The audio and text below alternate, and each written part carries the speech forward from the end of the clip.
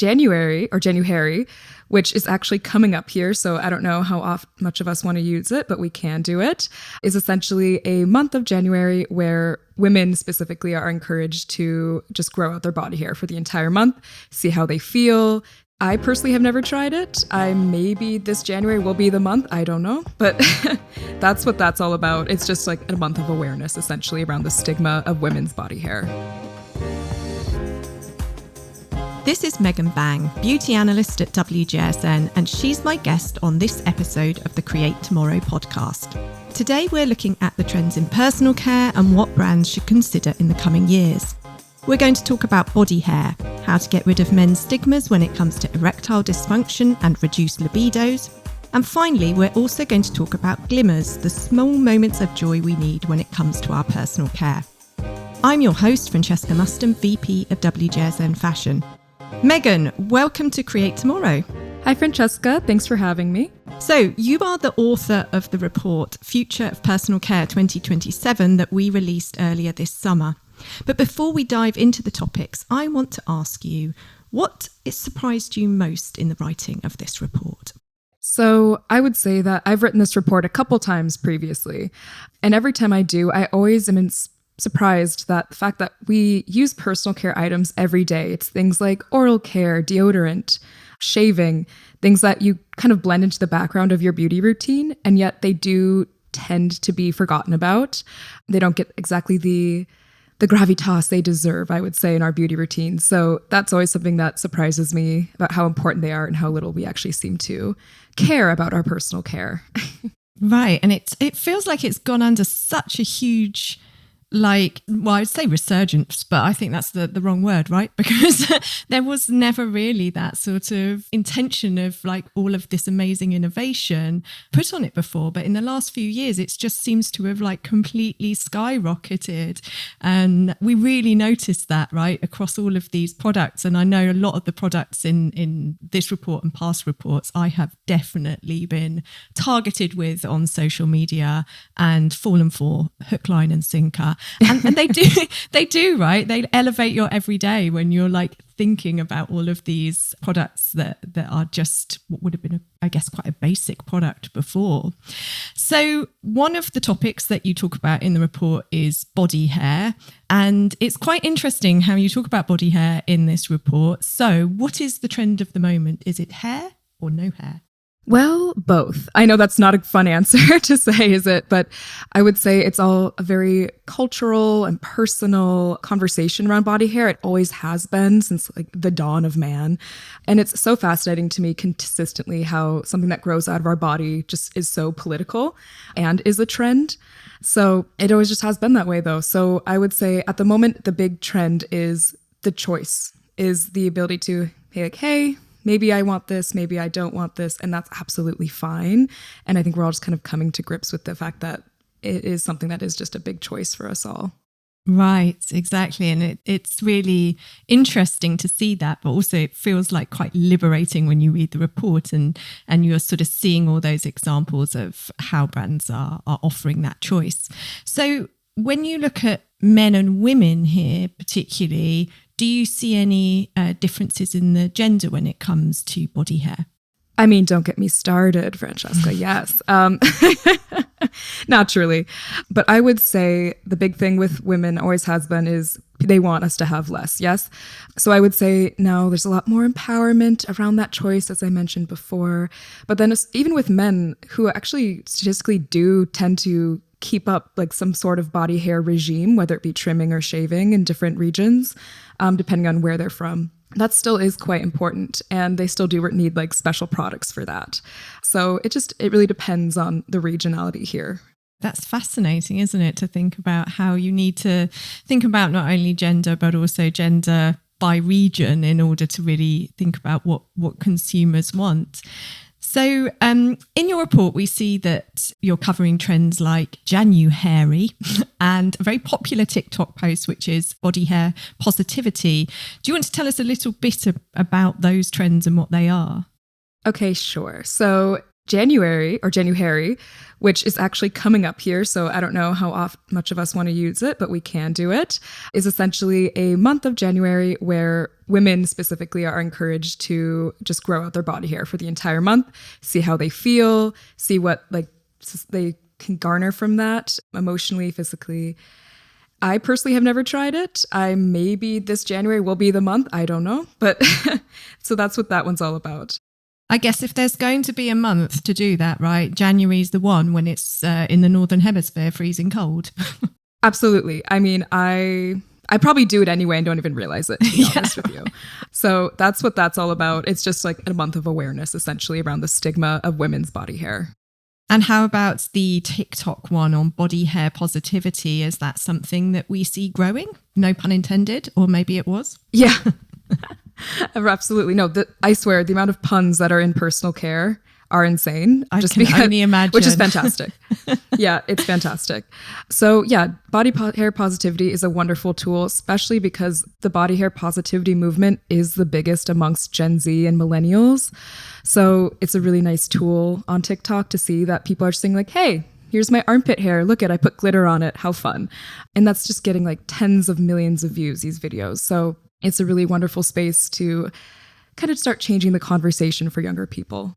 Right. And I think this is quite interesting, isn't it? That kind of younger generation and how they're coming with different attitudes to these things. And I'm sure for a lot of brands and manufacturers that have maybe been in this space for a long time, it must be quite daunting to have to kind of grapple with these, you know, new attitudes to things like body hair.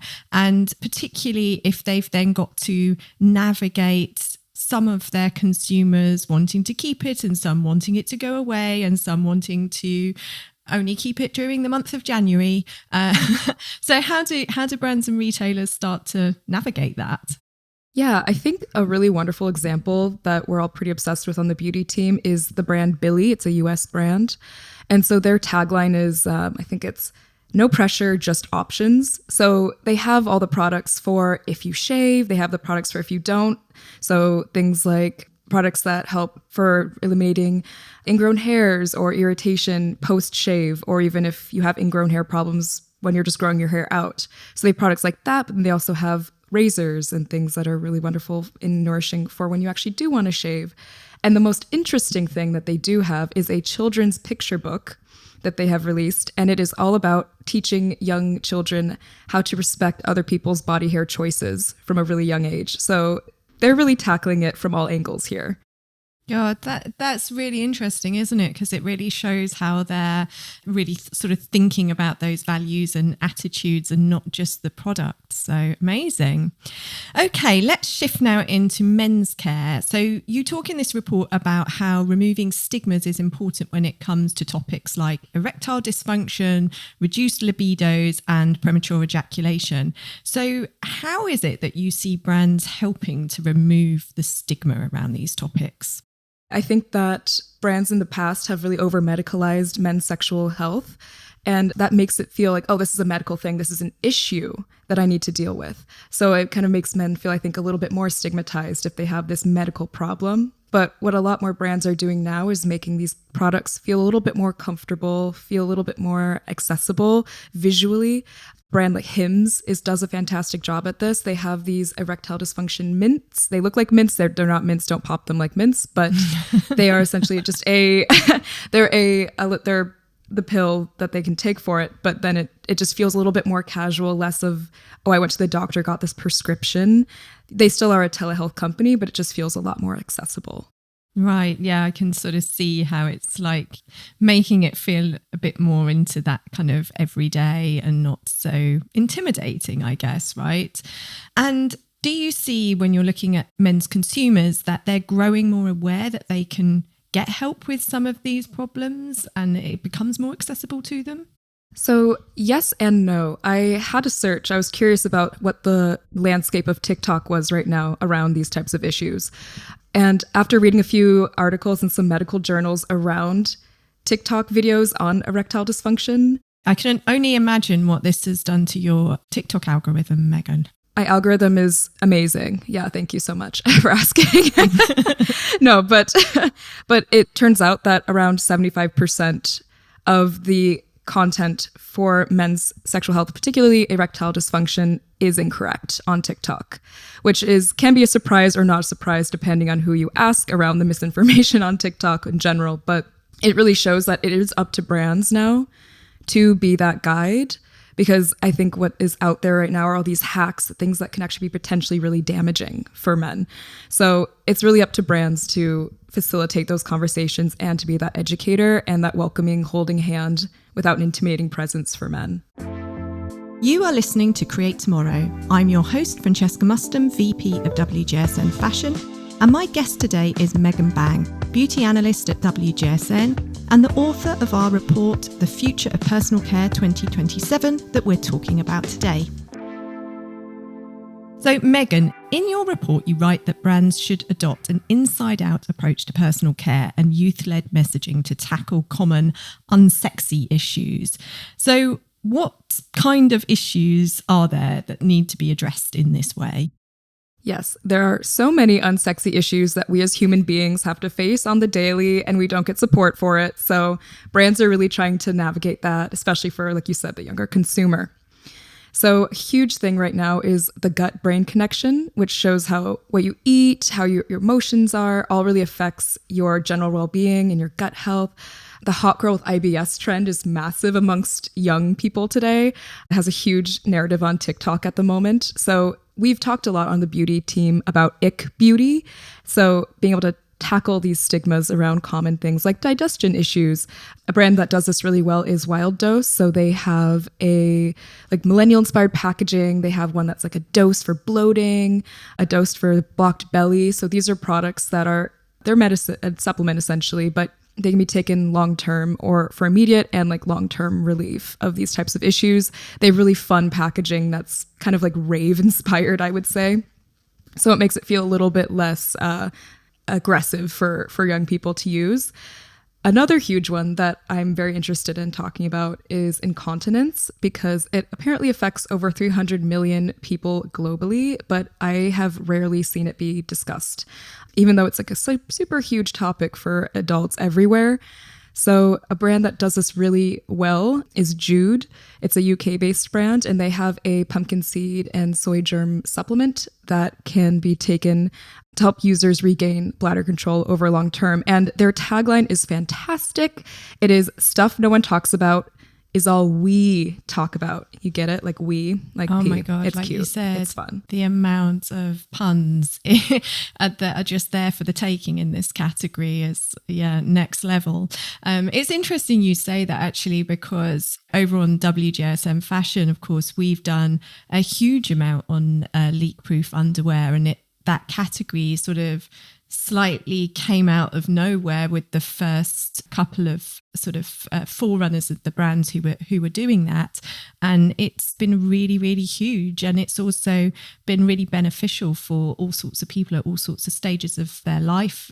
And we've covered it quite extensively. So anybody interested can always hop over to WGSN Fashion and have a look at what we've covered on, leak-proof undies. And definitely we're seeing a theme here, right, with these very fun and accessible supplements. But I feel like there is a real risk of fun mints and packaging lying around that you wouldn't want to accidentally mistake for something else and be overdosing on these things. Could get you into all sorts of trouble, right? Yeah, don't make them too fun. There's a limit of how fun you can be. Right, yeah. Exactly. Okay, finally, let's turn to Glimmers. Now, we talk a lot about Glimmers at WGSN. So for anybody who is unaware, these are small moments of joy that are so important to us. So how can products for personal care give us these glimmers? Yes. So personal care, like I said in the intro, has been previously seen as really boring, everyday products. But the fact that they are everyday products makes them the perfect outlet for a glimmer opportunity.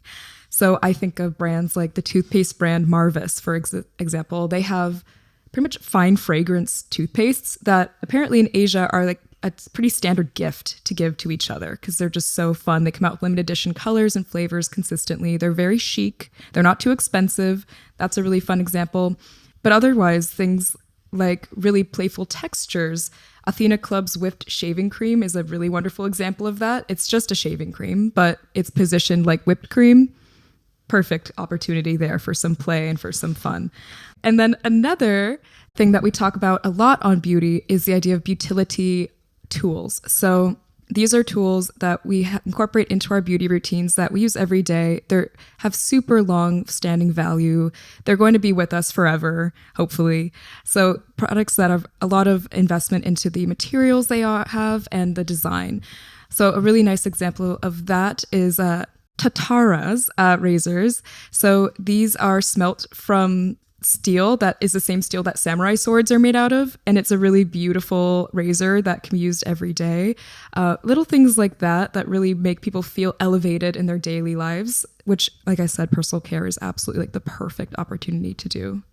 Amazing. Also sort of bringing an element of danger into the personal care routine, I feel, with the samurai sword. Very nice. Okay, so on that note, Megan, have you tried any of these products yourself? Any that you personally would recommend? Do we get the Megan 5-star rating for any of these? I dabble. I have been quite into the brand Mega Babe personally. I have used it's like a charcoal armpit detox product. I think that's quite fabulous. Okay, that does sound very fabulous. I'm excited about that. And on the sustainability side of things, I do have a leaf razor. It is my utility object. It is a refillable razor. So you just recycle and refill the blades. I've had that for years. It was a beautiful investment for me. Otherwise, sustainability-wise, I also really love the idea of using solid toothpaste. So they're like little capsules, I would say, and you just chew on them and then you activate them with your toothbrush. So there are lots of fun opportunities. Oh, and finally, I will say I have a gay toothbrush. It's an electric toothbrush that is rainbow, and the lights light up on it are like the different vibrations are work, yas, and like hey queen or something. It's really cringy, but it's really fun, and it's a little glimmer for me when I brush my teeth. Oh my God, what an insight into the morning routine of Megan. Yeah, it's really glamorous. I love and fun. Okay, so then looking forward into the future, what are most looking forward to in personal care and how you see this category developing? I think just more conversations in general around like the continuing issues that people face that tend to be underserved. There's countless ones for human beings in general. So I think that's just where we're going with personal care, is just really opening up those conversations and being able to give that education out there without all the misinformation that is in the internet. So I think that's the biggest, like, most exciting thing, is just really making those conversations heard. Thank you to my guest, Megan Bang, beauty analyst at WGSN and author of the report, The Future of Personal Care 2027. If you're a WGSN subscriber, you can access the report and get more tips on the WGSN website. And if you're not a subscriber, please come and discover our services. We're constantly publishing new content focusing on how we can design a brighter, better future for our industries, including interiors, food and drink, beauty, consumer tech, plus sports and outdoor. We'll be back in 2 weeks for our next episode. In the meantime, please listen to our other podcast, Lives of Tomorrow, with our CEO, Carla Busashi. I'm your host, Francesca Muston. Be sure to follow and subscribe to this podcast, and we'll see you next time.